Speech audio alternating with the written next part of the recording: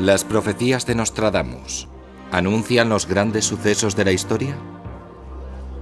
¿Un código descubierto en la Biblia puede contener la fecha del fin del mundo? Las visiones proféticas de ciencia ficción. ¿Acaso la ciencia no sobrepasa nuestras fantasías? ¿Qué nos reserva el futuro? ¿Se puede predecir?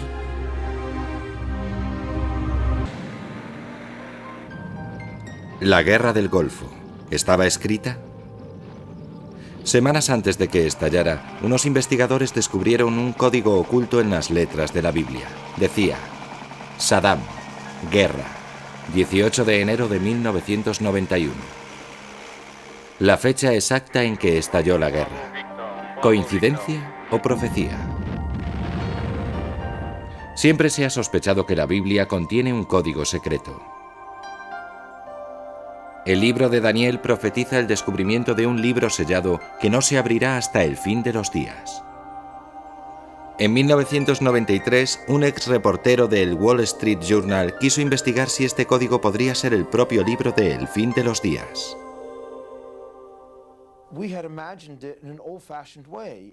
Lo hemos imaginado a la antigua, pero es posible que el código tuviera que esperar hasta la invención del ordenador.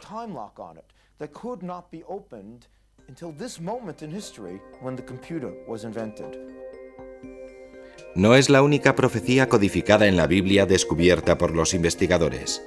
El libro sagrado también contenía los nombres y fechas de algunos hechos históricos, como los asesinatos de Abraham Lincoln y John Fitzgerald Kennedy, el alunizaje del Apolo, la Revolución Rusa, el terremoto que arrasó China en 1976, el choque de un cometa con Júpiter en 1994 y un sinfín de acontecimientos históricos. ¿Cuál es el secreto?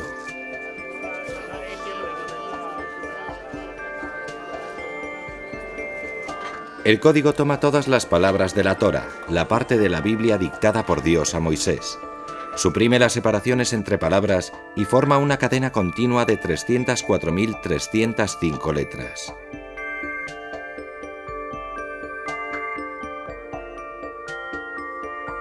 Entonces el ordenador selecciona secuencias de letras aleatorias como una letra de cada 5 o de cada 47 o de cada 500. Las letras seleccionadas se pueden unir para formar palabras.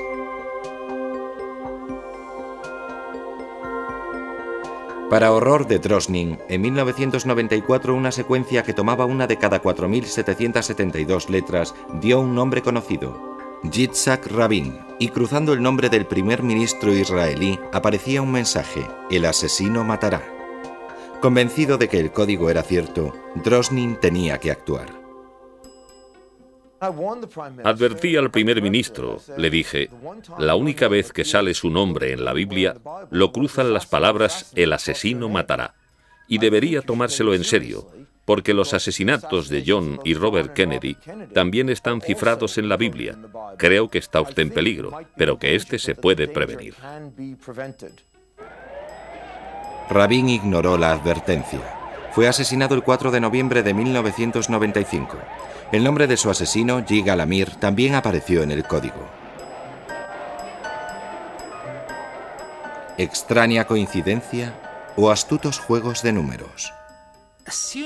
Suponiendo que las palabras de la Biblia nos den un código, ¿cómo pudo ocurrir?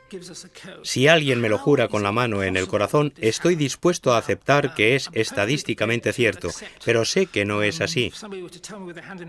Pues los estadísticos pueden demostrar muchas cosas, imponiendo su criterio, cuando éstas ya han pasado.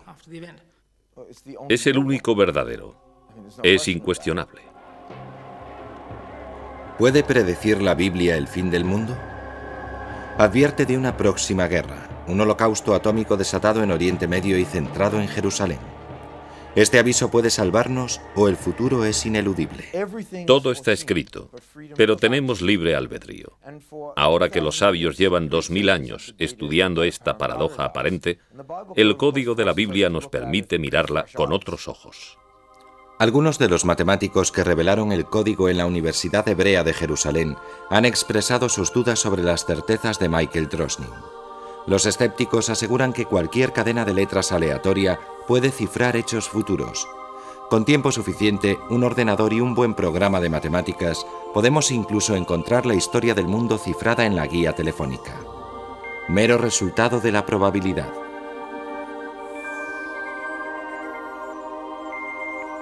Pero si el código es cierto, pronto lo sabremos. Se dan 2 fechas para el holocausto nuclear, 2000 y 2006.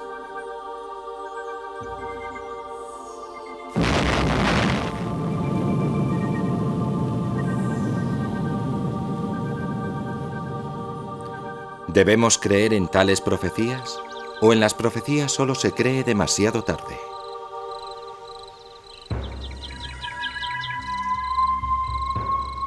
Ese fue el destino de la profetisa más conocida de la antigüedad. La leyenda nos habla de Casandra, hermosa hija de Príamo, rey de Troya. El dios Apolo le dio el don de la clarividencia. Como ella le negó su amor, él se vengó con una maldición. Sus profecías siempre serían ciertas, pero nadie la creería. Predijo la ruina de Troya si entraba en guerra con Grecia, y presenció, impotente, cómo usaban los griegos su caballo de madera para entrar en la ciudad y destruirla.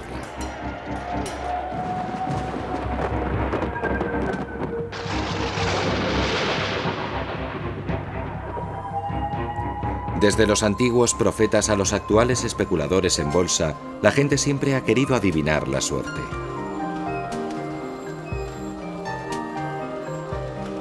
Predecir el futuro y explotar el azar es una ambición universal.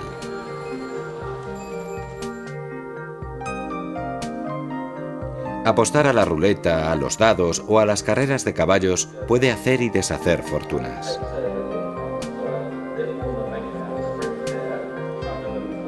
Los jugadores recurren a todo tipo de tácticas para conjurar la suerte, y si fallan los oráculos convencionales como la crítica hípica, siempre hay otro modo de encontrar un ganador. Conozco a alguien que acude a una adivina y ha tenido un éxito sorprendente. No sé si será casualidad, pero está detrás de premios muy gordos. Por desgracia, a mis expensas. Clarividencia significa ver claro, y el símbolo de un ojo que todo lo ve se remonta al antiguo Egipto. ¿Se puede usar la clarividencia para conocer al ganador de una carrera? Los corredores de apuestas se juegan su pan a que no, pero nunca pueden estar seguros. Somos muy supersticiosos. Los corredores somos supersticiosos con los colores. Para mí el verde es el beso de la muerte. Tuve un coche verde y fue la peor racha de mi vida. No aceptaría un box verde, ver urracas camino de las carreras, un montón de cosas. Los rituales supersticiosos de los jugadores para influir en el futuro y atraer la buena suerte son solo una llamada a pie de página en la historia de la predicción.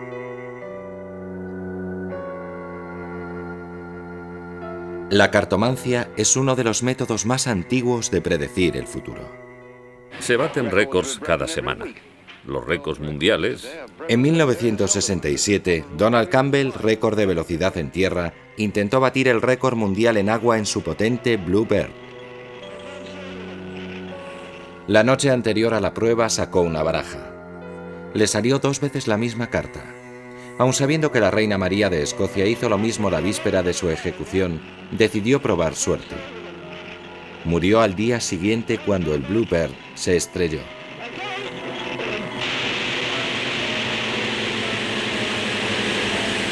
¿Puede una carta decidir el futuro? El tarot es una de las formas más populares de adivinación. Algunos creen que el tarot surgió en el antiguo Egipto, aunque no existen pruebas. Los gitanos lo usan desde hace 500 años. Cuando los gitanos aprendieron a usar las cartas y las incorporaron a su parafernalia, se difundió su uso para adivinar. Las cartas del tarot se interpretan en función de una serie de figuras, los arcanos. Las cartas se sacan de una en una y cada una proporciona información. Es un consejo. La reina de espadas indica a una mujer con una inteligencia incisiva. En este caso te dice, escucha su consejo. Cuando el echador del tarot ya tiene una idea de la personalidad de su cliente, puede sacar cartas para ver su futuro. Se saca la última carta. Es una carta muy seria, un aviso. Esta carta es la torre alcanzada por el rayo, y la única importante que aparece en esta mano. Advierte que si te planteas el futuro de forma demasiado rígida, sin flexibilidad, puedes tener serios problemas. Existe un fenómeno psicológico llamado efecto Barnum, por el famoso artista de circo que decía, cada minuto nace un primo. El efecto Barnum consiste en aceptar afirmaciones ambiguas y generalizadas sobre la personalidad como algo que te define exclusivamente.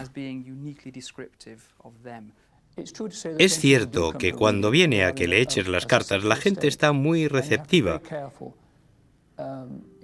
y hay que elegir bien las palabras, pues se puede programar inadvertidamente a alguien. Como en la programación accidental, en una lectura de tarot uno puede ser víctima de sus propias fantasías.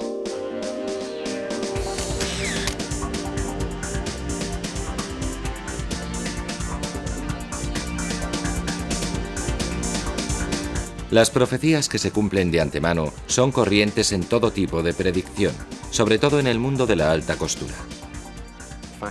La moda trata de futuro, no del momento presente, ni desde luego del pasado. Creo que es una forma de decir, estoy aquí, ahora, creo en el futuro. Me gusta lo que dice, ¿dónde va?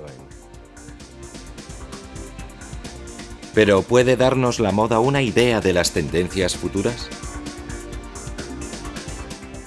Los largos sugieren ciertas nociones sobre el tiempo que vivimos, el espíritu del momento. Hay un viejo dicho de que cuando los tipos de interés bajan, las faldas suben, y en cierta medida es así.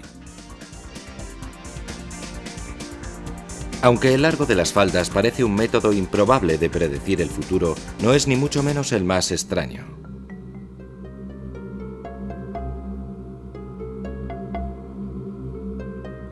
En el año 44 a.C.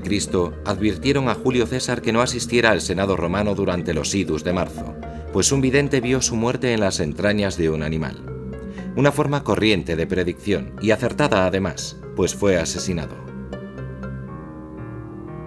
Desde echar los dados o las runas, pasando por la quiromancia, la numerología y el espiritismo, toda actividad u objeto imaginable ha servido a alguien para adivinar el futuro.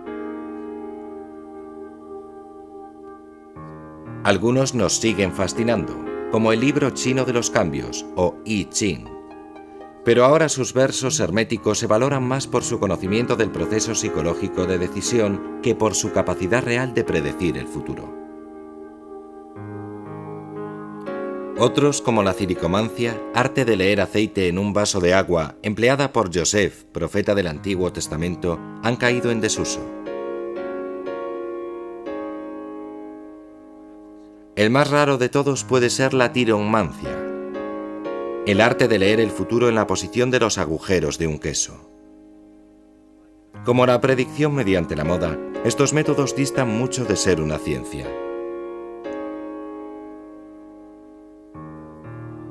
Durante miles de años, una forma de predicción fue tan considerada que incluso hoy sus seguidores la siguen teniendo por la primera ciencia de la humanidad.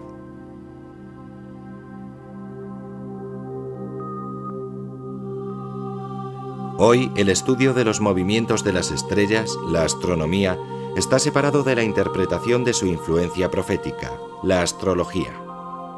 Pero hasta hace poco venía a ser lo mismo. Toda civilización avanzada del pasado, desde el antiguo Egipto, Babilonia y China hasta las civilizaciones precolombinas, han practicado la astrología. En India, la constancia más antigua que se conserva de esa ciencia se remonta al 7000 a.C. Hoy sigue requiriendo complejas cartas.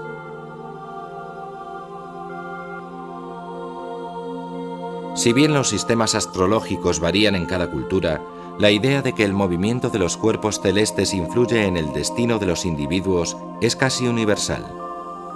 La astrología fue el método empleado para escribir la colección de profecías más famosa de la historia, las profecías de Nostradamus. Un ejército de fieras cruzará los ríos. La mayor batalla encuentra allí a Hitler. Los grandes hombres serán encerrados en una jaula de hierro cuando este hijo de Alemania no respete la ley. Se cree que esta profecía, cuyo autor quizás sea el más famoso de los profetas, predice la ascensión de Adolfo Hitler.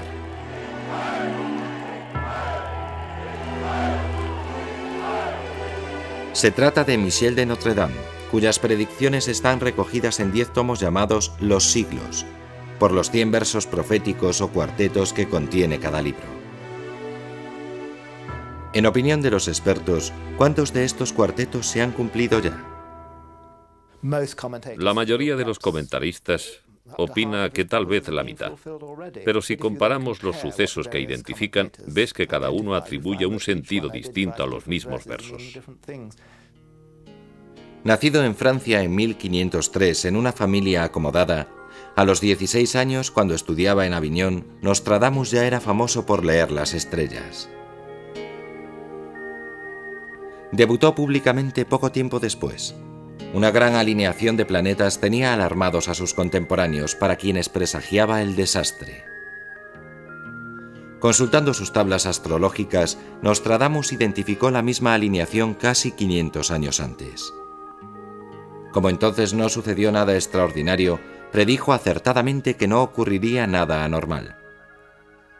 Fue una entrada triunfal en el campo de la profecía y un método que emplearía a fondo en su última obra.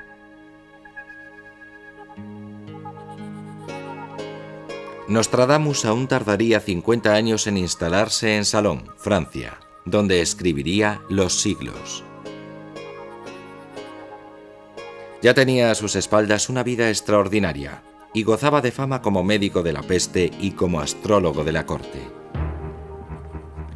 Su fama más duradera vendría 5 años después de que se publicara el primer tomo de Los Siglos, cuando se entendió que se cumplía una de sus profecías.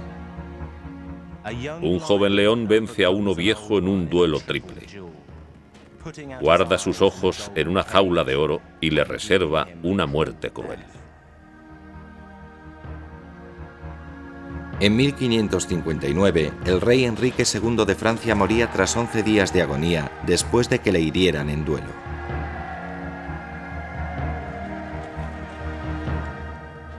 Pese al hermetismo de sus profecías, la reputación de Nostradamus quedaba garantizada. Pero, ¿qué tipo de hombre fue?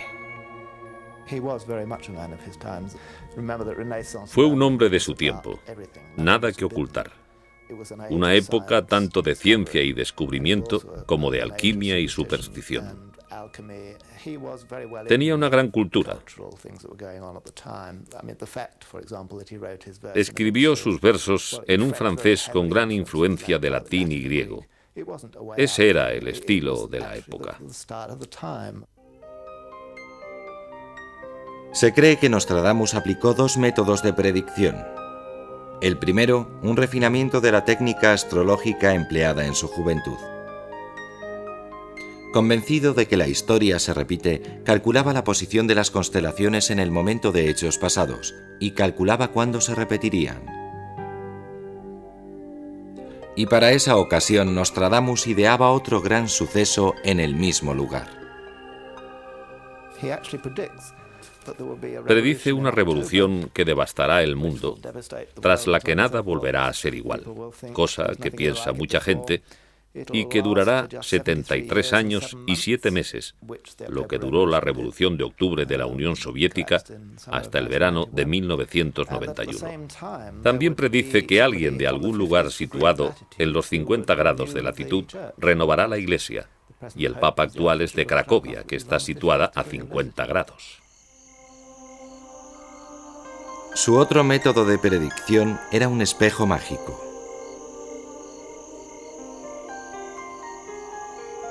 Alumbrando la oscuridad con una sola vela, Nostradamus se sentaba de noche frente a un espejo meditando sobre su propia imagen, que era su medium para contactar con los espíritus que le otorgaban visiones del futuro.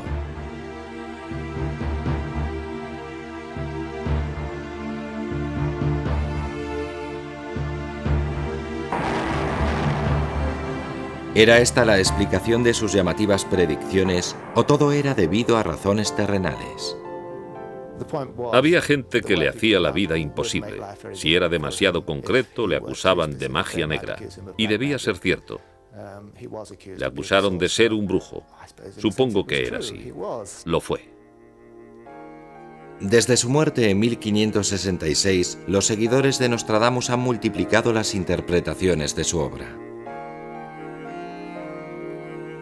Creen que entre los sucesos más famosos que predijo figura la Revolución Francesa, el ascenso de Napoleón, la Segunda Guerra Mundial, los alunizajes del Apolo, el asesinato de John Fitzgerald Kennedy y la misteriosa muerte prematura del Papa Juan Pablo I.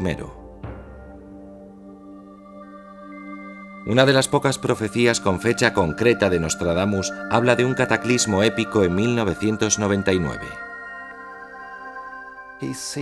Ve venir algo como la séptima piedra ardiente de San Juan.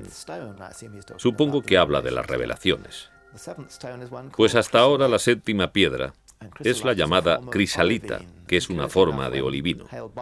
Bueno, pues lo curioso es que hace poco, cuando pasó el Hale-Bopp, los científicos encontraron uno de sus componentes, olivino. Así que quizá hable de una posible destrucción por un asteroide, que, si no el fin del mundo, desde luego traerá el final de una época. Los escépticos sostienen que con un poco de ingenuidad se puede hacer encajar los versos ambiguos de Nostradamus con casi cualquier hecho histórico. Pero, ¿qué pasa con Hister y su innegable parecido con Hitler? Varios cuartetos contienen la palabra Hister, pero casi siempre van asociados a Rin, el río Rin, y Hister es el nombre antiguo del Danubio, pues eran los antiguos límites del Imperio Romano.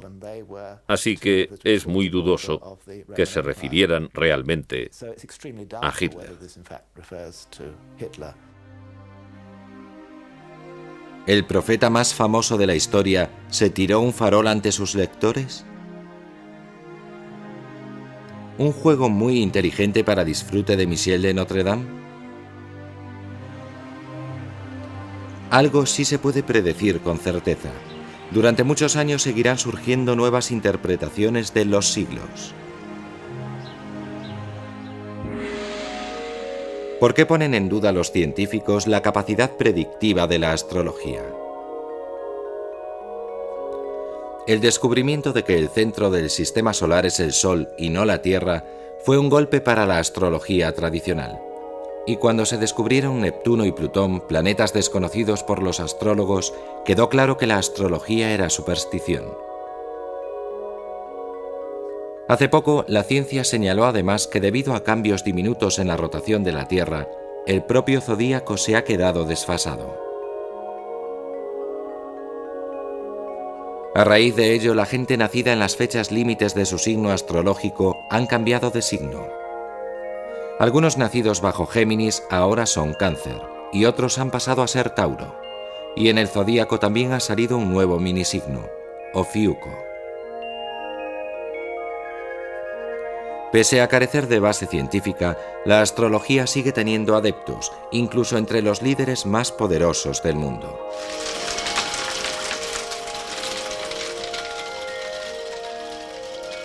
¿Puede encontrar la ciencia alguna prueba de la existencia de poderes proféticos? Empleando metodologías científicas adecuadas, se puede comprobar en laboratorio cualquier capacidad de precognición. Descartamos todos los factores que podrían inducirnos a creer erróneamente que está pasando algo, para que no haya fraude, ni camelo, ni autoengaño, y vemos si al final queda algún poder mental. Los parapsicólogos usan diferentes pruebas para averiguar la verdad sobre los poderes mentales. Algunas intentan descubrir la capacidad de clarividencia. Por ejemplo, se somete a la persona a un estado de privación sensorial y se le pide que prediga el contenido de un vídeo elegido al azar.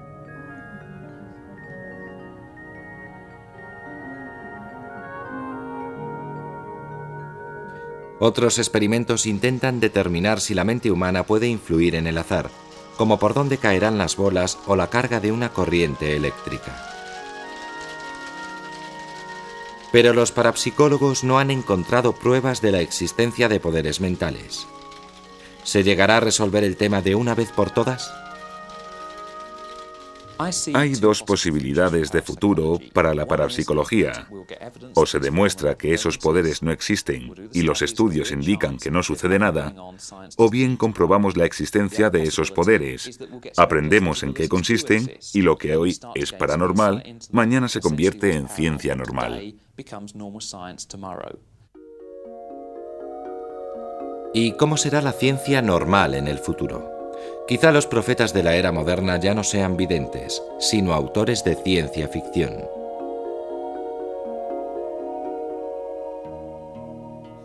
H.G. Wells, autor británico de La máquina del tiempo y La guerra de los mundos, es recordado no solo como padre de la ciencia ficción, sino como profeta por derecho propio. Podemos decir que Wells inventó el futuro en el sentido de poder pensar en él lógicamente, y no a la Nostradamus.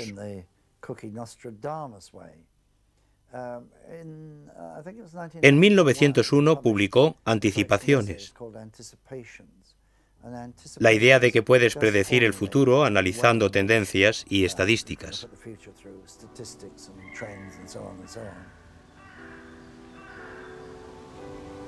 De joven, Wells vivió con su madre sirvienta en el lujoso Upper Hall. Mientras los aristócratas disfrutaban de las estancias luminosas del piso alto, los criados permanecían en las dependencias subterráneas reservadas al servicio.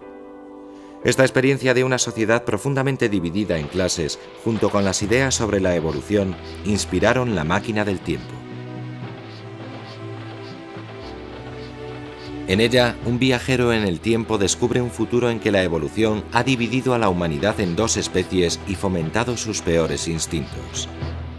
La clase gobernante ha sido esclavizada por sus siervos subterráneos, quienes los explotan como a ganado, pues se han vuelto caníbales. ¿Fue Wells el primer autor de ciencia ficción? ¿O fue Julio Verne, escritor francés del 19, quien predijo el fax y los viajes espaciales? En realidad, los orígenes son anteriores aún. En mi opinión, empezó con Frankenstein o El moderno Prometeo de Mary Shelley, publicado en 1818. La historia de Frankenstein introdujo uno de los grandes temores de la era moderna: que un día los científicos manipulen el máximo poder, el poder sobre la muerte. Un espectro que resultaba aún más aterrador en tiempos de Mary Shelley, pues los primeros experimentos eléctricos parecían sugerir la posibilidad de que una corriente eléctrica reanimara a los cadáveres.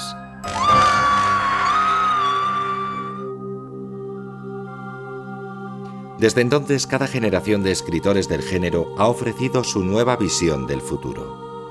Inspirado en los tebeos de monstruos de la tienda de su padre, Isaac Asimov abrió la era de optimismo científico de los años 50.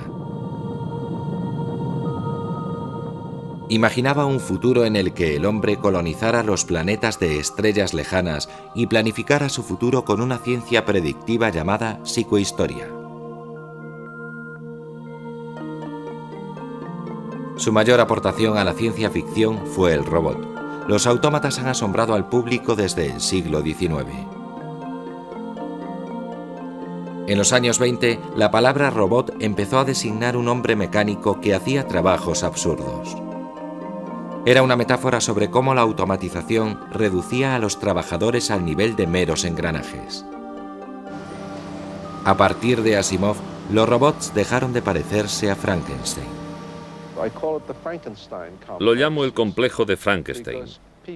La gente cree que los robots se volverán contra ellos, cosa que no creo muy probable que ocurra en el sentido literal de levantarse contra su hacedor y cobrarse diente por diente. Pero en un sentido abstracto, es exactamente lo que sucederá.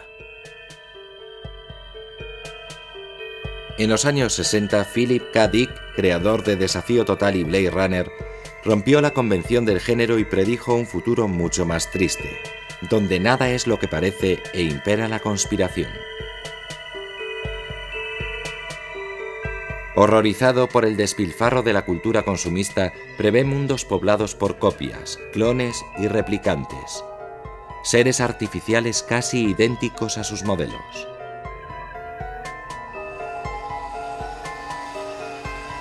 ¿Cuál de estos profetas literarios es el más visionario? El sueño de robots inteligentes y viajes interestelares de Asimov sigue estando muy lejos. Aunque algunos físicos consideran posible viajar por el tiempo, nunca podremos fabricar una máquina del tiempo. Pero ya están aquí los clones profetizados por Dick. En 1995, un equipo británico hizo realidad una de las profecías de la ciencia ficción, al clonar a la oveja Dolly, copia biológica exacta de otra oveja a partir de una muestra de célula. Fue posible gracias a los últimos avances en genética, la ciencia que estudia los componentes fundamentales de la propia vida, nuestros genes. El cuerpo humano contiene 3.000 millones de pares, de 4 tipos, A, C, T y G, dispuestos en 23 conjuntos llamados cromosomas.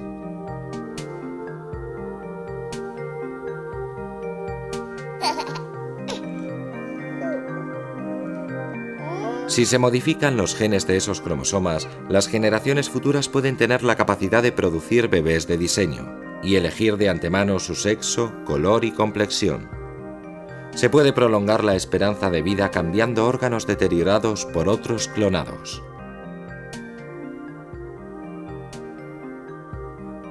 Pero los métodos empleados para cultivar los recambios, como esta oreja de niño, han estremecido al público.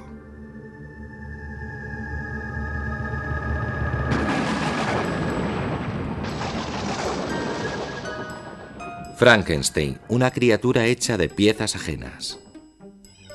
La ficción profética de Mary Shelley ya es un hecho.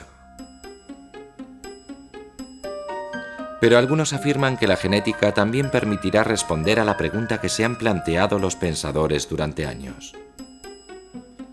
En el siglo XIX, la supuesta ciencia de la frenología pretendía que la forma del cráneo reflejaba nuestra personalidad. Un frenólogo italiano, Cesare Lombrosi, llegó a afirmar en su Atlas del hombre criminal que por la forma de la cara se podía saber si alguien era violento, cruel o proclive a la demencia. ¿Nuestra cara o la disposición de nuestros genes pueden predecir nuestro futuro? Lo que hizo humanos a los primeros homínidos fue algo casi inhumano: la evolución de la conciencia, la idea del yo y la capacidad de comunicar esa idea a otros individuos. Nos hicimos humanos cuando superamos la biología. Ahora el panorama evolutivo ha cambiado de un contexto físico, el del ADN, a un contexto mental.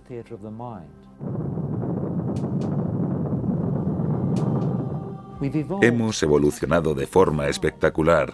Podemos volar, y no gracias a nuestros genes, sino gracias a nuestro cerebro. Eso es lo que diferencia al hombre, es lo que le hace único. Quizá un día podamos conocer nuestro destino biológico, los trabajos que más nos van, las enfermedades que podemos contraer en la vejez, incluso la fecha en que se detendrá nuestro corazón. Con esa información, ¿Permitirá la genética cambiar nuestro futuro? Por mucha predicción genética que tengamos, nunca podremos controlar del todo lo que nos pasa. Hay mucho azar en la vida y gente que parece propensa a morir a los 50 puede sufrir un accidente antes. Hemos vencido a la selección natural en su terreno porque, para que funcione, tienen que sobrevivir unos cuantos individuos y transmitir sus genes, mientras que otros deben morir y no transmitir sus genes. Ahora ya no es así, al menos en el mundo desarrollado. Casi todo el que nace sobrevive hasta la edad de procrear, y casi todo el mundo tiene un número de hijos similar. Con la terapia genética, las generaciones futuras vivirán muchos más años con buena salud. Podrán manipular la biología para crear no solo versiones mejoradas de plantas y animales existentes, sino nuevas formas de vida. Aunque jugar a ser Dios puede traer consecuencias. El deseo nazi de crear una raza superior desembocó en un holocausto. ¿Qué otros peligros nos acechan? La evolución es como montar en bici. Puedes frenarla pero no parar, pues te caerías. Nunca sabemos qué horrores nos esperan a la vuelta de la esquina. Pueden ser nuevas enfermedades como el SIDA. Es concebible que una nueva enfermedad mate al 95% de las personas y solo sobreviva el 5% que tenga cierto gen, que son los que darán paso a las generaciones futuras. Eso es evolución por selección natural. Espero que no suceda, pero lo bueno de las predicciones evolutivas es que nadie que vea este programa podrá saber si me equivoco o no. El profeta más reciente de la ciencia ficción se interesa por las peligrosas consecuencias de otra rama de la ciencia. No son solo los avances genéticos los que dividirán a las generaciones futuras en amos y siervos, sino la posesión de la información. En el futuro, las fronteras del espacio exterior pueden ser sustituidas por la infinidad del espacio interior. Ciberespacio. Una alucinación colectiva en el centro de un mundo de empresas todopoderosas y de renegados sin ley, los ciberpunks. Esta es la aterradora visión del futuro de las novelas de William Gibson. Un futuro donde la revolución de la información ha transformado la existencia humana por completo. La gente enchufa literalmente su mente a la autopista de la información y recorre sus pasillos digitales para comprar o piratear casi cualquier información o experiencia imaginable.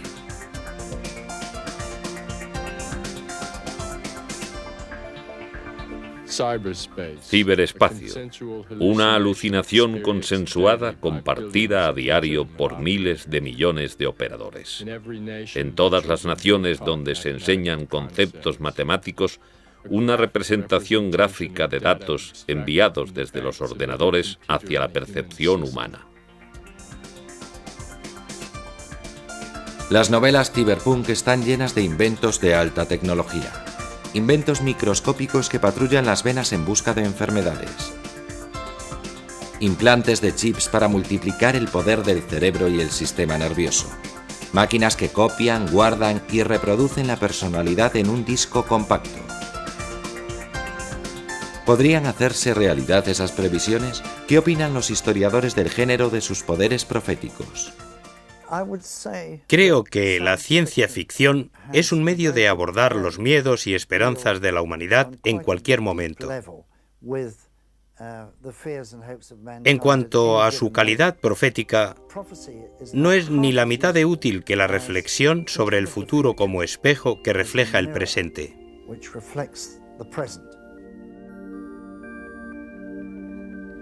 Usar el presente como espejo del futuro también es la base de las predicciones de un grupo de escritores europeos, y sus profecías guardan una gran similitud con las novelas de William Gibson.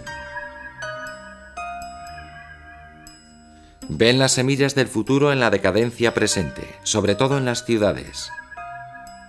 El futuro, aseguran, será una nueva Edad Media. Predicen la decadencia de las naciones en favor de pequeñas ciudades-estado y confederaciones independientes. Un gran incremento de la delincuencia con poblaciones enteras viviendo del narcotráfico. la aparición de nuevas epidemias que diezmarán a la humanidad por la falta de antibióticos eficaces.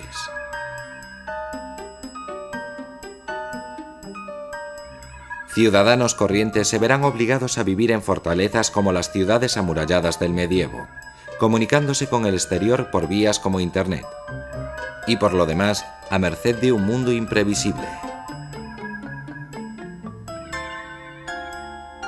¿Comparten esa visión de regreso a la Edad Media otros futurólogos y pensadores?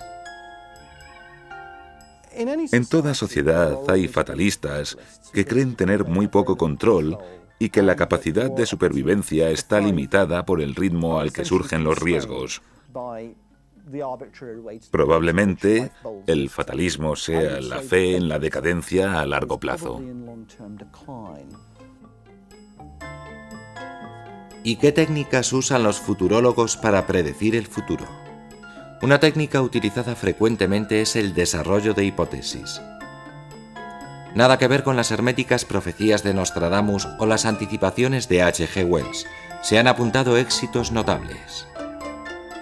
El gran sociólogo americano Daniel Bell hizo un ejercicio de desarrollo de hipótesis que hemos olvidado, pero que fue brillante para su época. En 1978 predijo la caída de la Unión Soviética y acertó el año. Utilizando tecnologías informáticas avanzadas y técnicas como el desarrollo de hipótesis, futurólogos y científicos han desarrollado formas de predecir el futuro con una perfección que nuestros antepasados ni siquiera podían haber soñado. ¿Ha mejorado eso las previsiones? La previsión del tiempo, largo tiempo impregnada de superstición, sigue siendo difícil. Esta mañana llamó una mujer preguntando si se avecina un huracán. Bueno, pues no es así. Al día siguiente, 16 de octubre de 1987, Inglaterra fue asolada por un gran temporal, el peor de los últimos 300 años. Los vientos huracanados causaron 17 muertes e incontables daños. Sabíamos que una borrasca afectaría al canal, al norte de Francia, Bélgica y Holanda, pero pasó un poco más al norte. Y cuando le afecta personalmente, la gente considera que un error de entre 90 y 150 kilómetros constituye una mala previsión. Las previsiones han mejorado, pero las expectativas han aumentado. Se esperan previsiones más precisas, así que me parece justo decir que, como hemos mejorado, ya no es cosa de broma. La gente se toma en serio la previsión del tiempo, espera demasiados detalles, demasiada precisión, pero aún estamos lejos de conseguir previsiones perfectas.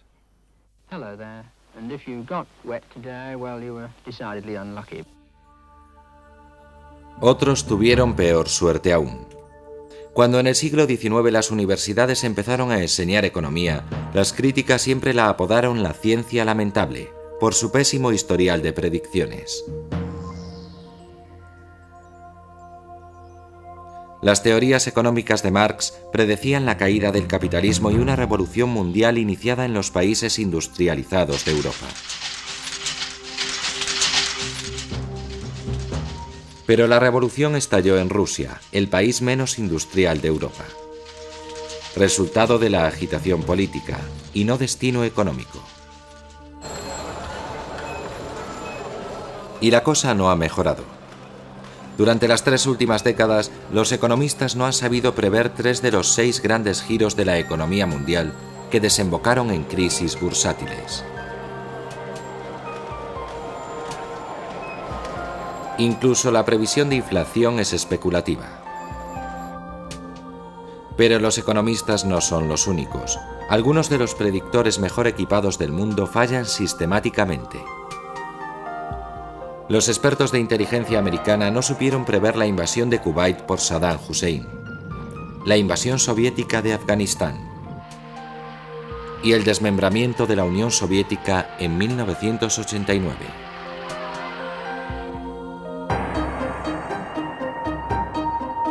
Pero quien se lleva la palma en fracasos son los futurólogos profesionales.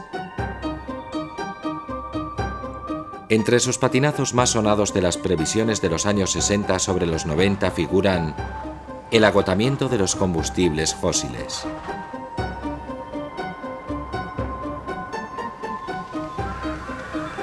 Una explosión demográfica tan fuerte que la agricultura mundial no podría alimentar. Nuevas enfermedades mentales como la crisis de futuro, debida a la velocidad del cambio tecnológico. Cada año gastamos montañas de dinero en predecir o especular sobre el futuro.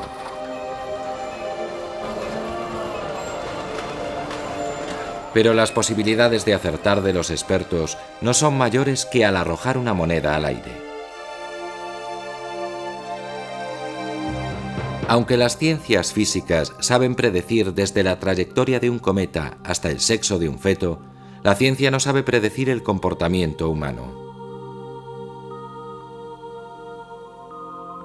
Ni nos puede aclarar el mayor misterio del futuro. ¿Qué hay después de la muerte? La experiencia cercana a la muerte es un fenómeno que afecta a personas que, inconscientes, en estado crítico, luchan por su vida. La noche siguiente al parto de mi primer hijo, recé para morir porque no soportaba el dolor. Lo siguiente que recuerdo fue tener la nariz a medio palmo del techo y luego darme media vuelta y ver a una persona en la cama, estudiar su cara y darme cuenta de que era yo.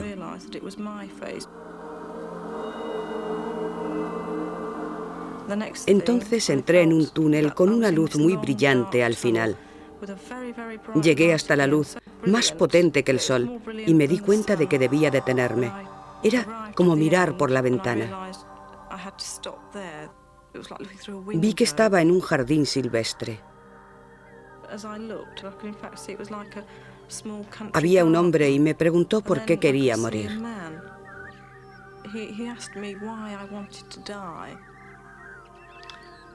Recuerdo que me pregunté si era mi abuelo, que murió cuando yo tenía 9 años. Supe que si iba más allá moriría. Me preguntó quién atendería a mi recién nacido.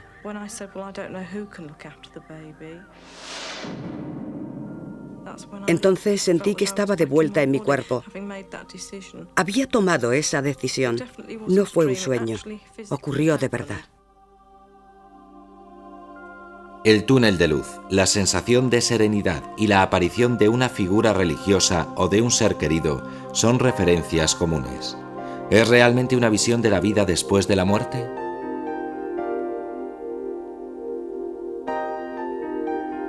Los estudios médicos indican que esas experiencias tienen su origen en el sistema límbico del cerebro, importante en la percepción de la luz, pero que cuando le falta oxígeno o en caso de lesión o de ingestión de drogas, puede provocar éxtasis. Posiblemente las experiencias próximas a la muerte no sean más que una secuela biológica de lesiones graves. ¿Eso es todo? El médico me dio un puñetazo. Primero levantó la mano y luego me golpeó. Me metió por la garganta un embudo de plástico. El hombre me lo metió al revés y me aflojó algunos dientes. Yo estaba furioso, pero no el cuerpo que yacía en la mesa. Me enfadé viéndole hacer desde arriba. Otro médico agarró con las 2 manos una jeringuilla con una aguja larguísima y me pinchó el corazón.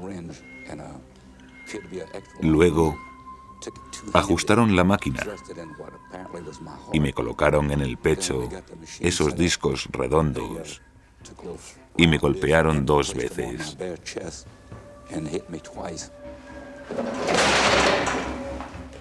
Podía ver un osciloscopio donde aparecía una línea recta, pero cuando me golpearon de nuevo, volvió a fluctuar. Esta capacidad de relatar con toda precisión sucesos ocurridos cuando los pacientes estaban clínicamente muertos sigue sin explicarse. Para muchos son un encuentro con un mundo después de la muerte, la propia vida eterna.